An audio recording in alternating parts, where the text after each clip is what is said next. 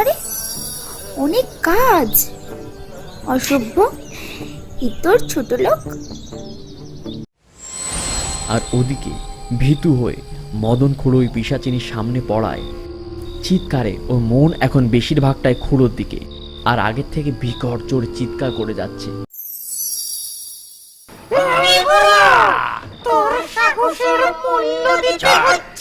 ছেড়ে দে,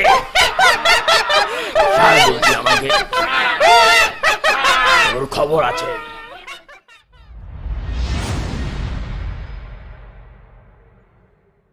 নবারুণ আর রাকেশ একসাথে এক ফ্ল্যাটে থাকে। কলকাতা শিফট হওয়ার পর আজ বেশ কয়েক বছর হলো তারা একসাথে থাকছে। তাদের বন্ডিংটা এমন যে দুজনে ছাড়া চলেই না। নবারুণ গ্রামের ছেলে আর রাকেশ শহরের। কলকাতার বুকে তার বাবা একজন বিরাট বড় বিজনেসম্যান, তবুও শালা গান বাজনার জন্য এত পাগল, সেই ধরে স্ট্রাগল করে যাচ্ছে। ওর বড় স্বপ্ন যে একদিন এই বাংলায় সঙ্গীত জগতে খুব নাম করবেন, একজন রকস্টার হিসেবে। এদিকে নবারুণ একটা কর্পোরেট জব করে আর নিজের মতো চলতে পছন্দ করে। সাথে ডিটেকটিভের খুঁজলি তো আছেই, একটু সাহিত্যিক মানা। ওদের বাড়ির অবস্থা খুব ভালো, বলতে গেলে নবারুণরা এককালে জমিদার ছিল। ওর লাইফটা বেশ ভালোই যাচ্ছে। সকালে কাজের মধ্যে থাকে, বিকেলে পারমিতাকে নিয়ে ঘুরে ফিরে বেশ যাচ্ছে।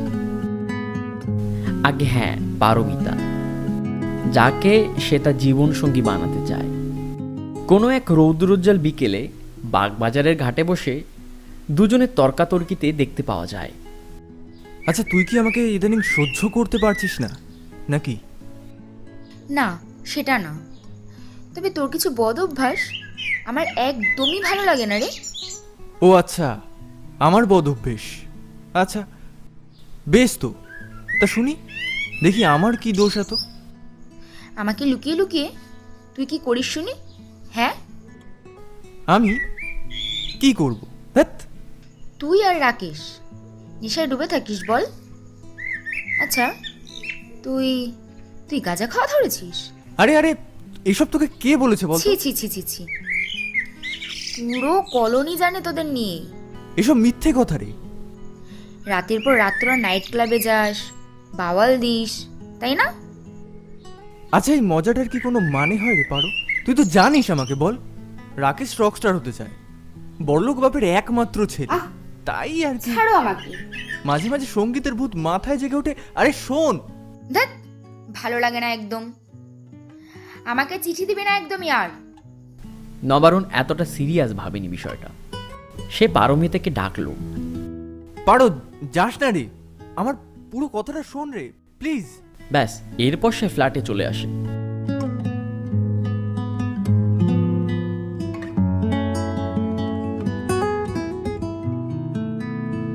রাকেশ এলে রাতে খাওয়ার পর এই নিয়ে তাদের মধ্যে বলাবলি হয়ে এক প্রকার ঘুমিয়ে পড়ে। এভাবেই চলছিল। কিছুদিন পর হঠাৎ নবারুণের বাড়ি থেকে একটা কল আসে। ও জানতে পারে ওর দাদুর খুব অসুখ। চাকরি পাওয়ার পর কলকাতার জীবনযাপনের মধ্যে দিয়ে নবারুণ গ্রামের বাড়ির কথা প্রায় ভুলেই গিয়েছিল। নবারুণ কোনো কিছু না ভেবে পরের দিন দুপুরেই অফিস থেকে এসে রাকেশকে সাথে নিয়ে বেরিয়ে পড়ে। আসার সময় পারমিতাকে একটা চিঠি দিয়ে রওনা দেয়। 1992 সালের সময়কাল এটা। তখনকার দিনে মানুষ বেশি জলপথে চলাচল করে থাকত, আর সমগ্র আর্যাবর্ত জুড়ে, বিশেষ করে আমাদের ভারতবর্ষে এত বেশি নদীর উৎপত্তি যে এখনো বাচ্চারা রচনা লেখার সময় ভারতবর্ষকে নদীমাতৃক দেশ হিসেবে লেখে।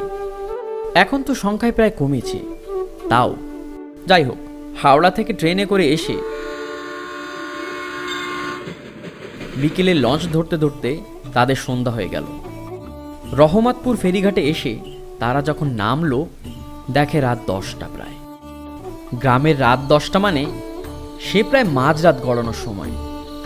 তেমন সমস্যা নেই, শুধু শ্রাবণের রাত, আকাশে মেঘ, তাই বৃষ্টি হলে কারোর কিছু করার থাকবে না। নেমেই তারা আগে দাসুর মিষ্টির দোকান থেকে পেট পুজো করে নিল। বলতে গেলে এ দোকান প্রায় রাত 12টা, 1টা, 2টো অবধিও খোলা থাকে। নবারুণ একটা জোরে হাঁক দেয়। দাশুদা, ও দাশুদা, তাড়াতাড়ি 4টে রসগোল্লা আর 2টো সন্দেশ দাও দেখি। দাশু বলল, আচ্ছা বসেন ছোটদা, এই এক্ষুনি দিচ্ছি। আর বাড়ির জন্য 1 কেজি দই বেঁধো। দাশু ওদের মিষ্টি দিল। ওদের চিনাই দোকান। ছোটদা, এখন তো ভ্যান রিক্সা কিছু পাইবে না গো। আর কি করার দাদা, দেখি পায়ে হেঁটেই যাওয়া লাগবে আজকে। এই বলে তারা হাঁটা লাগায়। আকাশে বেশ মেঘ জমেছে, বৃষ্টি এই নামলো বলে। একটু দূরে যেতেই হাওয়া উঠেছে, বুঝলাম এই নামলো বৃষ্টি বুঝি। হঠাৎ সামনে গিয়ে দেখি দূরে কি যেন একটা দাঁড়িয়ে আছে, আর 2টো হাতের মতো আমাদের দিকে ইশারা করছে। আমার শরীর একটু নড়ে উঠল। আমি রাকেশকে বললাম, রাকেশ, যাই হয়ে যাক, তুই কিন্তু নড়বি না যেন। আমার মনে হলো সামনে কিছু একটা রয়েছে, বুঝলি? হ্যাঁ হ্যাঁ রে, আমিও কি যেন দেখলাম। আমারও গাটা ছমছম করছে রে। তারপর একটু দাঁড়িয়ে ব্যাপারটা বুঝে যেতে আমার বেশি সময় লাগলো না যে ওটা নিছক একটা কলা গাছ ছিল। কিন্তু হঠাৎ করে কিছু সময়ের মধ্যে ওই গাছের মধ্যে দিয়ে কালো একটা কাপড় পেঁচানো কেউ একজন চুম্বক বেগে বেরিয়ে সামনে এসে কাশছে। আমি চমকে উঠেই এক তাড়া দিতে যাব, দেখি একটা চেনা কণ্ঠস্বর। ছোট দাদা বাবু, আমি মদন খুড়ো গো। আমি প্রত্যক্ষভাবে একটু দেখে বললাম, উহ, মদন খুড়ো, তা তুমি আমাদেরকে আগে বলবে না? তুমি তো আমাদেরকে ভয় পাইয়ে দিয়েছিলে। আরে বড় কর্তা পাঠাইলো বুঝলে, এই ঝড় বাদলের রাতে তোমরা আসতে শুনে তাই আসলাম আর কি। হ্যাঁ, আমি ফোন করেছিলাম, তাই হয়তো। এরপর মদন খুঁড়ো আমাদের থেকে জোর করে ব্যাগ নিয়ে পিছনে থেকে আমাদের আগে আগে চলতে বলে। নানান গল্প করতে লাগলো গ্রামে। এর মধ্যেই আমাদের মাছখালের কথা উঠলেই খুঁড়ো চমকে উঠে বলল, সে কি দাদা বাবু, মেজবুতের কথা বড় কর্তা চিঠিতে কিছু বলেনি তোমায়? কই না তো, তেমন কিছু তো জানি না। আচ্ছা, তবে গায়ের অবস্থা সেরকম ভালো নয় বুঝলে, মাঝে মাঝে 2-1টা টপকে যাচ্ছে। লোকে বলে রাতের আধারে মেছো ভূত নাকি ওঠা ধরেছে। যদিও নিজের চোখে কিছু দেখিনি তো।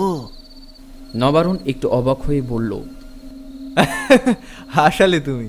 গ্রামের মানুষের শত্রু সংখ্যা বেড়েছে বুঝলে, তাই মাঝে মাঝে 1-2টো কেলিয়ে দিয়ে যাচ্ছে। কিরে রাকেশ? ভূতের ভয় তো সবাই পায়, বিশেষ করে এই যা জায়গা দেখছি। তবে আমাদের কলকাতার পুলিশের ডান্ডা পড়লে সব ঠিক হয়ে যেত। কি বলিস? ঠিক বলেছিস। আগে না দাদা বাবু, তোমরা ব্যাপারটা বুঝতেই পারছো না।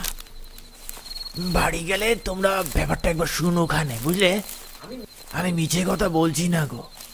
এরপর কিছু আজগুবি কথা শুনে নেহাত গল্প মনে করে বেশ গল্পমগ্ন হয়ে কখন যে বাড়ির সামনে এসে গেলাম বুঝতেই পারলাম না। বাড়ি ঢুকে ব্যাগপত্র নিয়ে খুড়োর হাতে 50টা টাকা দিতেই খুড়ো বলল, ঠিক আছে দাদা বাবু, ওই বড় কথা দিয়ে দিছিল বুঝলে। আরে রাখো তো, এটা তো আমার ভালোবাসা। তাছাড়া কাল ব্যবস্থা হবে তো নাকি? ওই ঠিক আছে, ওই 1 বোতল আনলেই হবে। হ্যাঁ, হয়ে যাবে দাদা বাবু, কোনো চিন্তা করবেন না, আমি তো আছি নাকি। বাড়ির অন্দরমহলে প্রবেশ করলাম। গ্রামের মানুষ, এছাড়া গ্রামের রাত, এই ভেবে ধরে নিয়েছিলাম যে প্রত্যেকে বুঝি ঘুমিয়ে পড়েছে, কিন্তু সবাই জেগে। আসলে হাজার হোক বাড়ির ছোট ছেলে বলে কথা, কোনো কথা হবে না বস। দেখলাম ছুটতে ছুটতে বৌদি ভাই এসে আমার হাতটা একেবারে ধরে নিয়ে গেল। কি গো, একা এলে যে? কই একা কই, ওই তো এক বন্ধু এসেছে সাথে। মূলো যা, ওই মুখপুরের কথা বলছি না গো। ও মা, তা কে? হুম, কচি খোকা এক্কেবারে। শহরে থাকছো বলে আমাদের বোকা ভেবেছো নাকি? বলি, সেই শহরে মেয়েটাকে আনলেই তো পারতে। যা, কি যে বলো না। একেবারে গাঁটচড়া বেঁধে বিদে করতুম। তারপর বুঝতে টেলা বউয়ের আঁচলের তলায় লুকোতে হতো সারাটা দিন। হ্যাঁ, তৎক্ষণাৎই মা আসে। ওরে বৌমা, ওদের দুটো খেতে দে আগে। যাই মা। তারপর বক তোরা, ছেলেগুলো কোন সকালে খেয়েছে। আহারে বেচারা আমার সোনাটা, মুখ চোখ একেবারে গতে ঢুকে গেছে। খাওয়া দাওয়া শেষ করে সেদিন আর না জেগেই ঘুমিয়ে পড়লাম দুজনে। সুন্দরমহল গ্রামটি ঘন বনাঞ্চল এবং প্রাচীন ঐতিহ্যের জন্য পরিচিত। এখানকার শান্ত পরিবেশ এবং ঘন বন নিয়ে অনেক রহস্য বোনা আছে। এই গ্রামে একটি বড় মাঠ, একটি পুরনো বটগাছের পাশে মন্দির এবং কয়েকটি দোকান ছাড়া কিছুই নেই। গ্রামটি প্রায় নিঃশব্দ হয়ে থাকে। গ্রামের সবচেয়ে পরিচিত জিনিস হলো নবারুণদের সুবিশাল পৈতৃক জমিদার বাড়ি। নবারুণের পরিবারের এই জমিদার বাড়িটি বহু পুরনো এবং এর মধ্যে বহু গল্প, ঐতিহ্য এবং রহস্য লুকোনো রয়েছে। সকালে উঠেই নবারুণ আগে দাদুর ঘরে চলে যায়, যার জন্য আসা। কিন্তু হিতে বিপরীত, একদম ঘরে ঢুকেই নবারুণ চিৎকার করে বলে উঠল, বুড়ো নাকি পটল তুলেছে? এটা কি সত্যি? চুপ কর দাঁত কিমড়ে। বোঝা গেল দাদু আর নাতির বেশ মিল। কি রে বুড়ো, কাল রাতে চিলেকোঠায় ঝুলছিলে নাকি? এই এই এই বদমাস, একদম বাই কথা বলবি না, বলে দিল। ঢপে চপ দিলে পিসির মতো। ওদিকে আমার সেটিংটাও কেটে যাবে মনে হচ্ছে। সবই ঠিক হয়ে যাবে দাঁত কিমড়ে। তুই এসেছিস, এখন খেলা হবে। চাকরি করছে দাঁত কিমড়ে। এই সম্পত্তির দায়িত্ব আমি শ্মশানে নিয়ে যাবো তো। একবার দেখতেও আসিস না বড়কে? আহা, তুমি অমন বলছো? আচ্ছা আচ্ছা, এখন তো আমি এসেছি নাকি? তোমরা যদি অমন বলো। মেয়েটা কে? ছাড়ো না। বংশগোত্র জানিস তো? একেবারে তুলে এনে বিয়ে দেবো। হ্যাঁ হ্যাঁ, দিও সে। আচ্ছা শোনো, এই মেছো ভূতটা কি বলো তো? এই আসার পথে মদন খুড়োর কাছে শুনলাম, বুঝলে, যে আমাদের মাঝখালে নাকি মেছো ভূতের দেখা মেলে। তোর তারক খুড়োর কথা মনে আছে তো? আরে আছে বই কি, গত মাসেই তো ধর্মতলায় গেছিল। ওদিকে সিনেমা হলের পাশে বিকেলে দেখা মিলেছিল ওনার। হ্যাঁ, ভেড়ির জন্য মাছের খাবার কিনতে গেছিল বোধহয়। তারপর কিছুদিন পর এক রাতে ভেড়িতে গেছিল একা একা। ওই মাছখালের সাথে লাগানো ওই ঘেরটা। বেশ গভীর রাতে হাঁপাতে হাঁপাতে বাড়ি ফিরেই তারও জ্ঞান হারা হয়ে পড়িল। ওর ছেলে বলায় চিৎকারে আমরা হক গলে ছুটে যাই। তারপর সকাল হতেই কবিরাজ খুড়ো হাতের নাড়ি টিপে বলে তারকা নেই। এরপর সুন্দরমহলের অনেকেই বলে যে তারকের জমির পাশে, মানে আমাদের মাঝখালেও রাতের বেলায় কি যেন লাফালাফি হয়। কেউ কেউ বলে মেছো ভূত। এর আবার একটা কারণ হলো, এই ভূতেরা মাছ খেতে খুব ভালোবাসে। আর রাতের অন্ধকারে যদি কোনো কেউ মাছ ধরতে গেলে মাছ না দেয়, তবে নাকি তার ঘাড় মোটকে দেয় একেবারে। তার ধারালো নখ দিয়ে চোখ মুখ এসব একেবারে খুঁজছে বাইর করে নেয়। তোমার গল্প শোনানোর অভ্যেস আর গেল না বুঝি? এখন কি আর আমি সেই ছোট আছি নাকি? এই হত ছাড়া ভাটগা যাবে না একদম। এটা গল্প না, একদম হক কথা রে, উজবুক কোথাকার। ও, তাহলে হরেন্দ্রনাথ এখন হেরেন্দ্রনাথ হয়ে গেল? কোথায় গেল তোমার সেই সাহস? কোথায় সেই তোমার বুকের তাজা রক্ত? শেষে কিনা তুমি মেছো ভূতের গল্প শুনে ভয় পাচ্ছ? কিন্তু তারক খুড়ো বেচারা, তবে সত্যি করে বলো তো, তোমার তো এসব একদমই বিশ্বাস হতো না। কেসটা কি বুড়ো? বিশ্বাস তো এখনো হয় না রে দাঁত কিমড়ে। আগে যেভাবে দাপিয়ে বেড়াতাম, কিন্তু তারকের ঘটনাটা ঘটার পর তোর বাবা আমাকে আর ভেড়িতে যেতেই দেয় না। ভেবেছিলাম দেখবো কি হয়, কিন্তু তার হলো কই। রাকেশ যে কখন তাদের পাশে বসে এসব শুনছিল তা ওরা বুঝতেই পারেনি। গ্রামে থাকাকালীন দাদুর সাথে বেশ ঘুরতাম, আমি সেগুলোকে ছোটোখাটো অ্যাডভেঞ্চারই বলতাম। কিন্তু কলকাতা যাওয়ার পর থেকে সব মাটি। বুড়ো আমাকে খুব ভালো করে চেনে বাকিদের থেকে। ও জানে আমি কি নাছোড়বান্দা ছেলে। এদিকে রহস্যের দানা আমার মনে প্রায় বাঁধতে শুরু করে দিয়েছে। হঠাৎ দাদুর দিকে একটা আবদার ছুড়ে দিলাম। বলছি, ও বুড়ো, মাঝখানে আমাদের একটা খড়ের বাসা আছে না?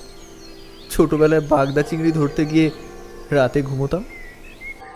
একটা সন্দেহ মাখা ছলে দাদু বলল, তোমার মতলব আমি বুঝে গেছি, কিন্তু তোমার বাপ রাজি হবে না। জানতে পারলে রাম দোলাই দেবে।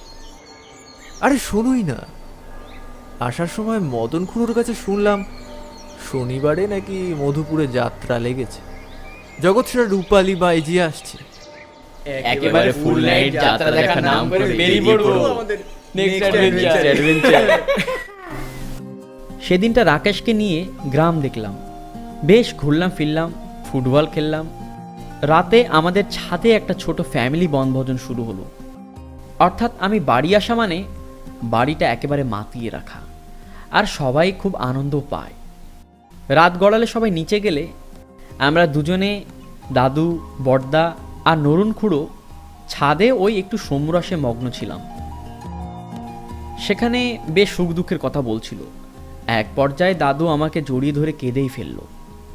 বাড়ির সবাই জানে যে দাদু আর আমার বন্ডিংটা ঠিক কতখানি।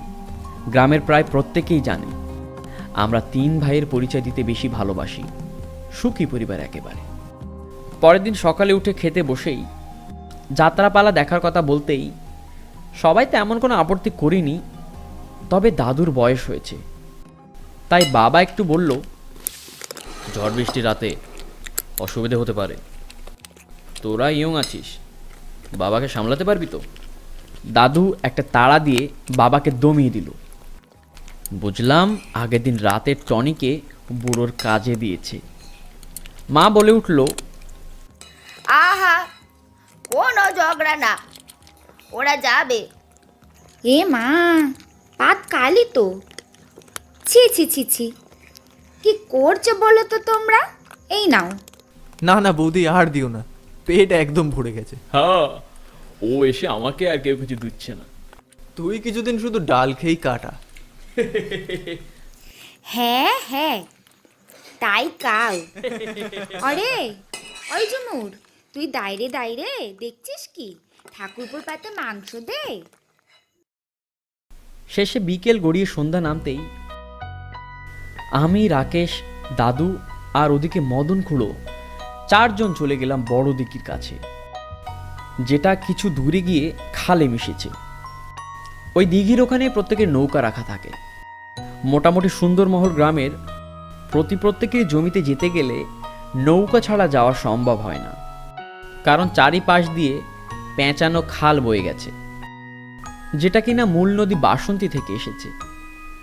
রাকেশ হঠাৎ বলে উঠল, বন্ধু, আমার কিন্তু একটু গাটা ছমছম করছে। দেখলাম দাদু একটা চাপড় দিয়ে বলল, পচা তো চলছে বুঝলে, ওরে তোমাদের তো রক্ত গরম, এখন ডরাইলে চলুম নাকি।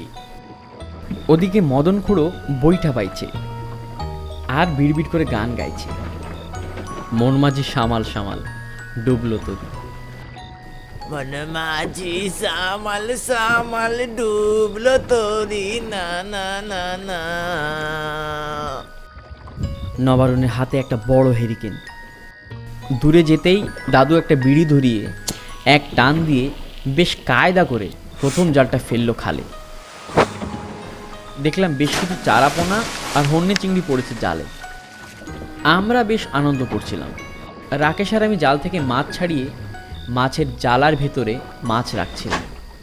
রাকেশ খুড়োকে বলল, আচ্ছা তুমি বব ডাইলিং শুনেছো?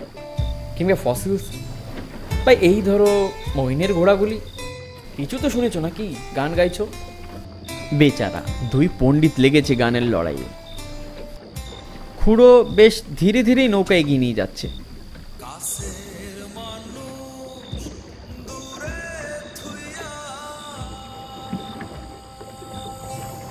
এদিকে দাদুর একের পর এক বিড়ি ধরানো দেখে আমার আর সহ্য হলো না। মুখ থেকে খ্যাচাং করে এক টান মেরে বিড়িটা টেনে একেবারে ছুঁড়ে ফেলে দিলাম জলে।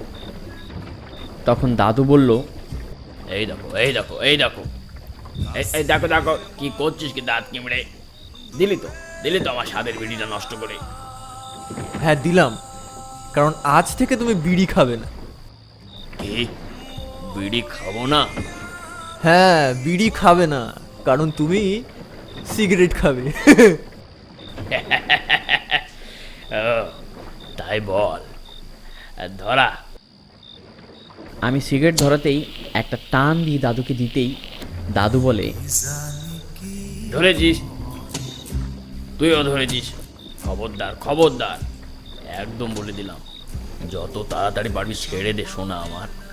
আমি কিছু বলিনি বলে ওদিকে তোর বাপ আমাকে উচ্ছন্ন বাপ বলে।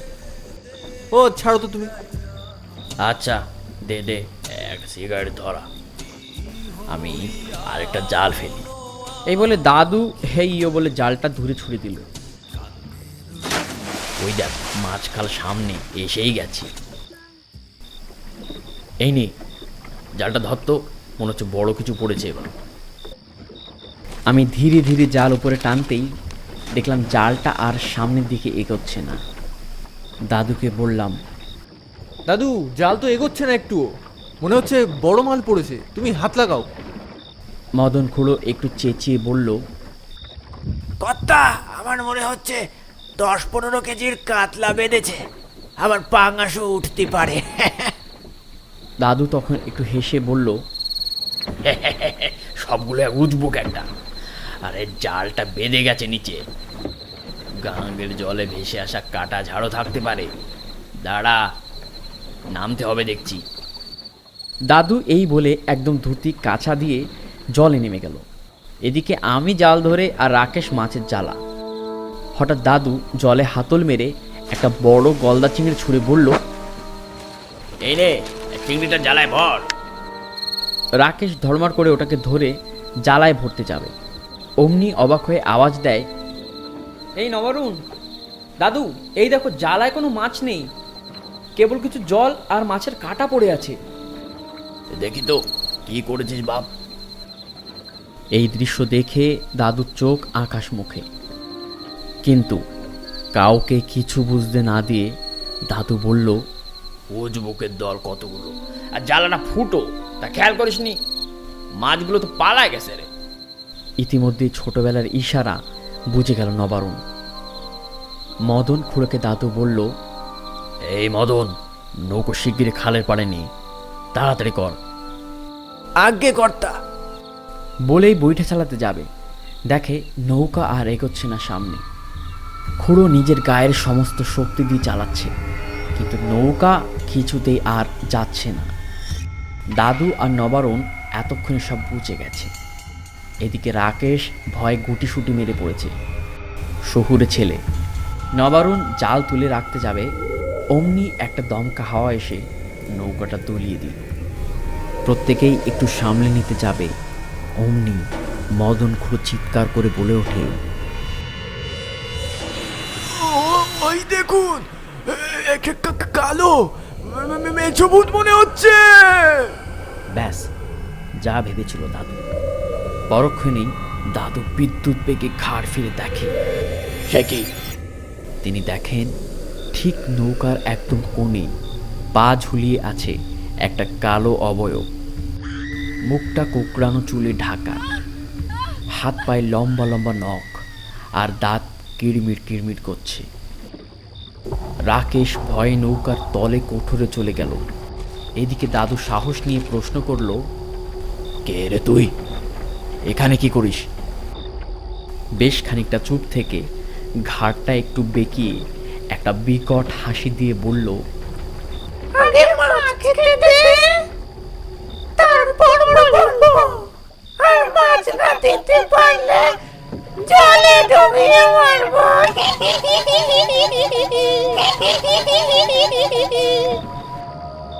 মাছ ধরি মাছ খাই, জলে আমার বাস। মাছ না দিলে তাদের আমি চেপে ধরি শ্বাস।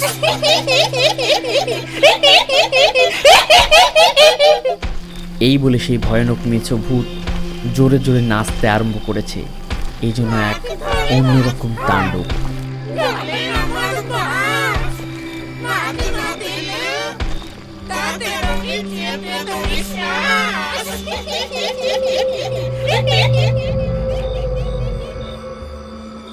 এদিকে নৌকা যেন উল্টে যায় যায় ভাব। অবয়বটা এদিকে আসতেই দাদু এক তাড়া দেয়। আসবি না একটু? এই এই এই খবরদার, এদিকে আসবি না একটু। তুই মাছ চেয়েছিস, এই নে মাছ। দে দে দে দে দে মাছ দে, দে দে মাছ দে, জ্যান্ত মাছ দে। দিন নানা দিন নানা দিন নানা দিন, দিন নানা দিন নানা দিন নানা দিন। দিন নানা দিন নানা দিন নানা দিন, দিন নানা দিন নানা দিন নানা দিন। দে দে দে দে দে, জ্যান্ত মাছ দে, জ্যান্ত মাছ খাবো। এই বলেই দাদু জ্বালায় থাকা সদ্য গলদা চিংড়িটা ছুঁড়ে দিতেই সে গাল দিয়ে ধরে নেয় সেটাকে।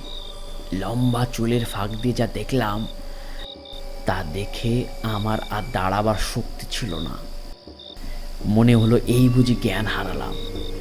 দেখলাম তার মাথা বলতে কিছু নেই। মাথার কাছে হলুদ রঙের ঘিলুর মতো একটা তরল টকবক করছে, আর বিটকেল পচা মাছের গন্ধে একদম জঘন্য লাগছিল পরিবেশটা। দাদু মদন খুড়োকে জাল ফেলতে বলল আর আমাকে মাছ ছাড়াতে বলল। এইভাবে একে একে মাছ ধরে দিচ্ছি আর মেছো ভূত কামড়ে কামড়ে তৃপ্তি করে খাচ্ছে। এক একটা মাছ খেতে তার এত কম সময় লাগছিল যেন আমরা সেইভাবে জালের মাছ খুঁজেই পাচ্ছিলাম না। এদিকে দেরি হলেই তেড়ে আসছিল আর উল্টোপাল্টা বলছিল নিজের মতোই। মাছ ধরি মাছ খাই, জলে আমার বাস। মাছ না দিলে তাদের আমি চেপে ধরি শ্বাস।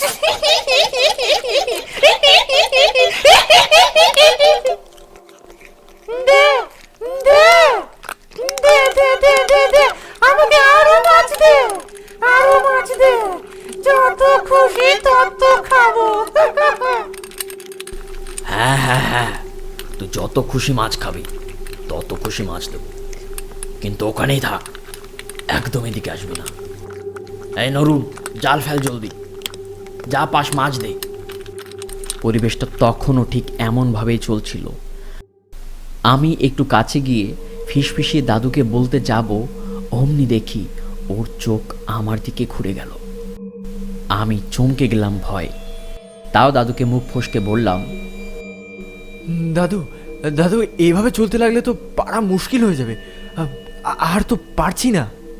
ওদিকে রাকেশ বোধহয় অজ্ঞান হয়ে গিয়েছে, দেখেছিস? এই রাকেশ, কথা বল রাকেশ। রাকেশ ভাই, হে ভগবান, ওকে আমার আনাই ভুল রাকেশ হয়েছে, ভাই। রক্ষা করো। দাদু চেঁচিয়ে বলে উঠল, তুই অত ঘাবড়াস না রে, ওর কিচ্ছুরে হবে না, তোরা মাছ ধর। আমি দেখছি এদিকে কি করা যায়। দাদু মা কালীর খুব বড় ভক্ত। রক্ষে করো মা, এই বিপদে কিছু একটা পথ দেখাও। বলতেই চোখ পড়ল ওই নীল রঙের সেই কেরোসিনের বোতলটার দিকে, যেটা কিনা মদন খুঁড়ো এনেছিল হেরিকেনে তেল ফুরলে ভরার জন্য। খুশি হয়ে চিৎকার করে মদনকে বলল, একটা বড় মাছ দে তো মদন, শিগগির দে। ওদিকে ওই পিশাচিনি মাছ খেয়েই চলেছে। বোতলটা নাড়া দিতেই দেখে এখনও অনেকটা কেরোসিন ওর ভেতরে ভাসছে। মদন খুঁড়ো মাছ দিতেই গলগল করে তেল পড়তেই মাছটা দেখতে কেমন যেন হয়ে গেল। এরপর এই মাছ ছুঁড়ে দিতেই কেরোসিনের গন্ধে ওই দানবীয় মেছো ভূত একটা অলক্ষণে ভুতুড়ে ভঙ্গিতে গেঙিয়ে উঠল।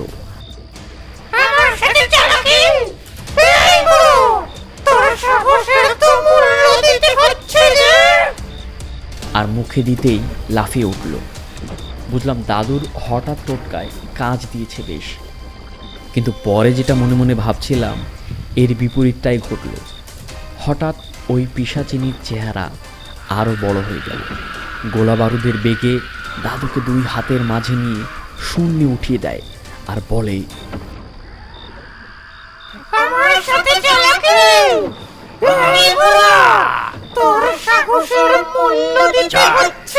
ছেড়ে দে, ছাড় বলছি আমাকে, ওর খবর আছে, ছেড়ে দে বলছি। মদন খুঁড়ো ভয়ে অসাড় হয়ে পড়েছে আর চিৎকার করছে। ভগবান এই জন্মে বাঁচিয়ে নিস, এই ভূতের খপ্পরে মরতে চাই না রে। দাদুকে অমন দেখে আমার বুকের রক্ত মনে হচ্ছিল যেন ফেটে বেরিয়ে আসছে। আমি আর না পেরে মনে পড়ে গেল মেছো ভূতের তাকানোর কথা। দৌড়ে এসে খুড়োকে আমি ধাক্কা দিয়ে খালের জলে ফেলে দিলাম। আর চিন্তা করলাম ৭৫ বছরের বয়সের একটা বুড়ো ওইভাবে যুদ্ধ করলে আমার মতো তরতাজা ২৩-২৪ বছরের ছেলে বসে থাকতে পারে না। হাতের পাশে কেরোসিনের বোতলটা নিয়ে চারিদিকে ঢেলে দিলাম। দাদুর মুখের ছোটবেলার গল্প তখন আমার মনে ভাসছে। তখন দাদু প্রায় ভূত প্রেত বা বড় বড় জন্তুর গল্প বলতেই শেষে আগুন দিয়ে তাড়ানোর কথা বলতো, অর্থাৎ আগুনে ভয় থাকে সবারই। আর ওদিকে ভীতু হয়ে মদন খুঁড়ো ওই পিশাচিনীর সামনে পড়ায় চিৎকারে ওর মন এখন বেশিরভাগটাই খুঁড়োর দিকে, আর আগের থেকে বিকট জোরে চিৎকার করে যাচ্ছে। এদিকে মনের বিশ্বাস আর দেবী উমার নাম নিয়ে গলায় মায়ের পরিয়ে দেওয়া শক্তিশালী মহাদেবের রুদ্রাক্ষটা ছুঁয়েই পকেট থেকে দেশলাইটা নিয়ে আগুন ধরিয়ে দিলাম। নিমেষেই নৌকার এক কোণা জ্বলে উঠল দাউ দাউ করে। এদিকে রাকেশকে টেনে আমি নৌকার অন্য কোণা চলে গেলাম, আর হাতে থাকা কেরোসিনের বোতলটাও আগুন ধরে ছুড়ে দিলাম ওই মেছো ভূতের মাথা বরাবর। ভয়ে গলা ফাটানো একটা বিকট চিৎকার করে দাদুকে ফেলে দিল খালের জলে। দাদু খালের ওপরে ওঠো গিয়ে, আর মদন খুঁড়ো এই ধরো, রাকেশকেও নিয়ে যাও। আচ্ছা আচ্ছা দাদাবাবু, তুমি তুমি সাবধানে। হঠাৎ দেখি ভয়ানক পিশাচিনী উদাও হয়ে গেল। আমি মনে মনে ভেবেই নিয়েছিলাম যে আবার আসবে সে, আর এর জন্য আমি প্রস্তুত বটে। কিছুক্ষণের মধ্যে ঠিক পেছন দিক থেকে জলের নিচ দিয়ে একটা বিশাল আকার মুখ নিয়ে ওপরে উঠে আসে। তার লম্বা চুল এখন ঝড়ের মতো উড়ছে, আর সেই বিদঘুটে মাথার ঘিলু টকবক করে ফুটছে। এদিকে আমার কাছে নৌকার ওই ছোট বৈঠক আর সাহস বলতে গলায় পেঁচানো রুদ্রাক্ষ ছাড়া আর কিছুটাই নেই। দাদু চিৎকার করে বলতে লাগলো, ফিরে আয় বাবা, যাস নে। কিন্তু আমি যে বড্ড নাছোড়বান্দা ছেলে, জয় মহাকাল বলে ওর দিকে ছুটে গিয়ে বৈঠকের হাতলে সরু পেঁচানো দিকটা ঢুকে দিয়ে ওর মাথার কাছে। বিশাল চিৎকারের চারিদিকে একেবারে ফেটে পড়েছে। এর মধ্যে দূর থেকে শুনতে পেলাম বাবার আওয়াজ। দেখলাম একটা ইঞ্জিন বোটে করে তারা ছুটে এগোচ্ছে এদিকে। বাবা দূর দিয়ে বলল, তুই একদম ভয় পাবি না, আমি এসে গেছি। শুনতে দানবটা একটা ধাক্কা দিয়ে আমাকে নৌকা থেকে ফেলে নৌকাটাকে উল্টে দেয় আর বলে,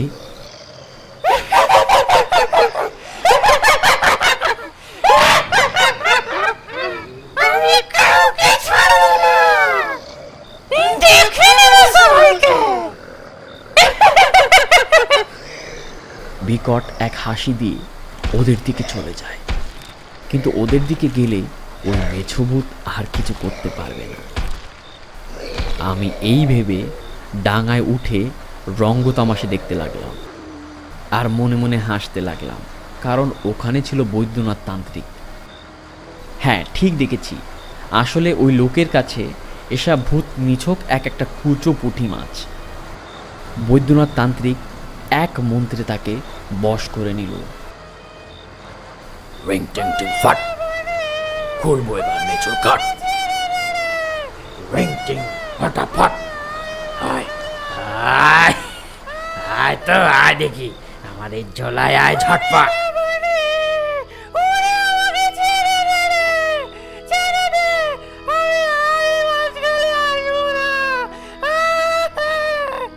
আমরা এই রঙ্গ দেখে সত্যি হাসতে লাগলাম।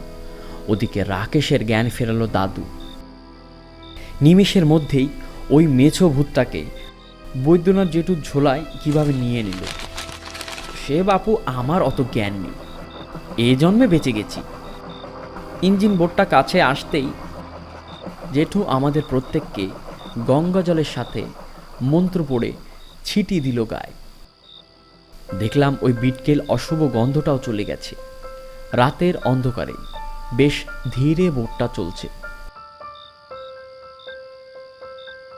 মাঝখানে খাল আর দুই পাশে ধানের জমি। এদিকে জোনাকি পোকারা উড়ে বেড়াচ্ছে বেশ মনোরম পরিবেশে। একটু চুপ থেকে বলে উঠলাম, বাবা, বাবা সবই আমার দোষ, বুঝলে? শুনতেই বাবা বলল, জন্ম তো দিয়েছে আমি তোকে, আরে পাশে যেটা দাঁড়ানো ওটার থেকে আমি, তাহলে তুই কেন আলাদা হবি রে? এই বলে সবাই হেসে উঠল। আর মদন খুড়ো বলল, কর্তা বাবু, যাত্রাপালা দেখতে আইসা আমরা ভূতের কপ্পরে পড়ে গেছিলাম দাদা বাবু। ও খুড়ো, আমাকে ক্ষমা করো। তোমাকে তখন না ফেললে আমরা বোধহয় এতক্ষণে জলের তলায় চলে যেতাম। ও কিছু না, তুমি তো আমাদের হিরো গো, হিরো, এ গায়ের হিরো। Hero hero. গাছের আড়াল দিয়ে চাঁদের আলো আমাদের গায়ে এসে পড়ছে। এদিকে হালকা দুলে দুলে ছুটে চলেছে ইঞ্জিন বোটটাও দিঘির দিকে। তবে মনে মনে একটা ভাবনা শুধু আসছে, বাবাদের আসার কথা ওরা কিভাবে টের পেল যে আমরা এই বিপদে? হঠাৎ দাদুর দিকে তাকাতেই দাদু হালকা হেসে দিল। ও বুড়ো আমার মনে হয় সবই জানে। তার মানে তারক জেঠু যদি একা যেত তবে সে কোনো মতে সশরীরে ফিরে আসতো না আর। অর্থাৎ দাদু কোনোভাবে তাকে নিয়ে ফিরেছে, আর মদন খুড়োকেও দাদুই পাঠিয়েছিল সেদিন। আমাকে বারবার বলা মেছো ভূতের গল্প এছাড়াও এত ভয় জানলে মদন খুড়ো তো নিশ্চয়ই অমত করতেন। তাই আমার জেদে এই অভিযান, আর এই গ্রাম থেকে অশুভ শক্তি তাড়ানোর একটা প্রচেষ্টা দাদুর। তখন একটা মৃদু হাসি দিয়ে দাদু বলে উঠল, কি নবারুণ শাস্ত্রী, বুঝতে পেরেছিস তো? তাহলে তোকে আগে বলে দিলে এই এত শক্তি কি আর আগমন হতো? দাঁত কিমড়ে। ওরে তুই তো আমার সাক্ষাৎ ভোলে বাবা রে। জয় মহাকাল।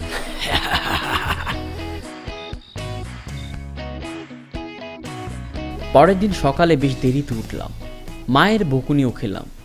সারাটা দিন কাটলো আনন্দ ফুর্তি করে।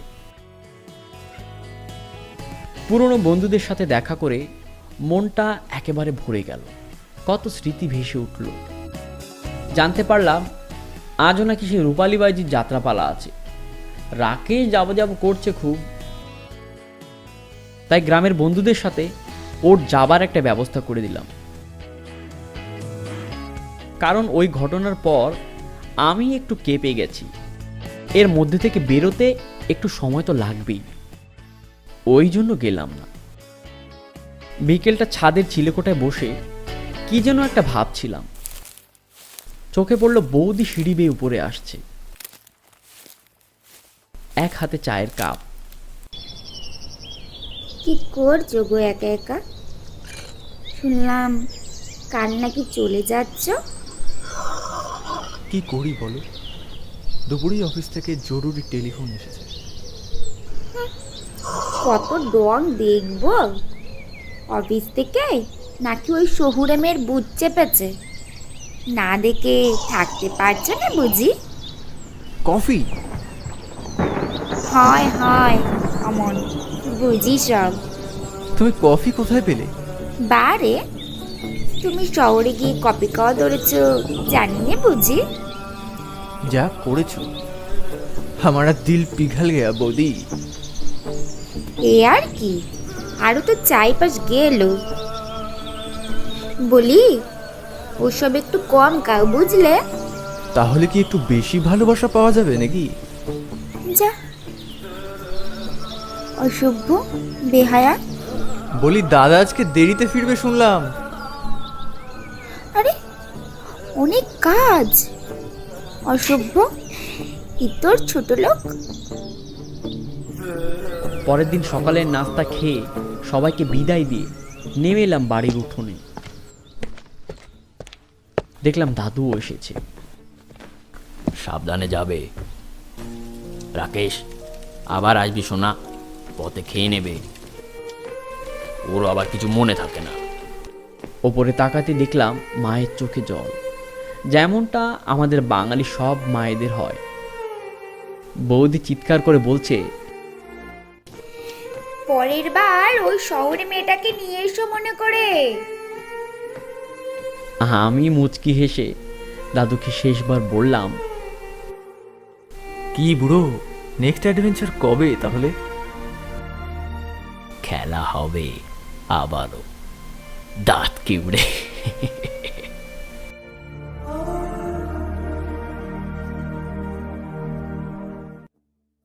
একা মাঝরাতে জোছনা আঘাতে ব্যথা লাগে, তুই কত দূরে ভূতে আচড়ায় একা ঘরে। ব্যথা লাগে, ব্যথা লাগে, ব্যথা লাগে।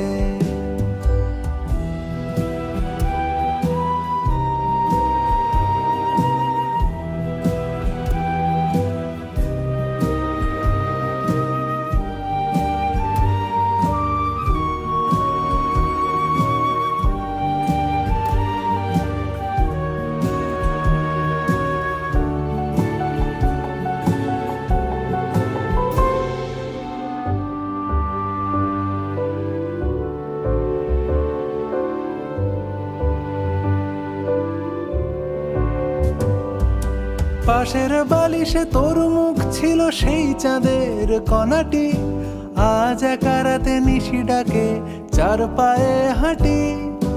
পাশের বালিশে তোর মুখ ছিল সেই চাঁদের কণাটি, আজ একা রাতে নিশি ডাকে চার পায়ে হাঁটি।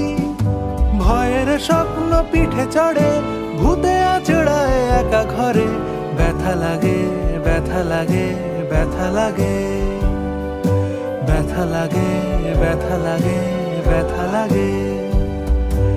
একা মাঝরাতে জোছনা আঘাতে ব্যথা লাগে, তুই কত দূরে ভূতে আছড়ায় একা ঘরে। ব্যথা লাগে, ব্যথা লাগে, ব্যথা লাগে।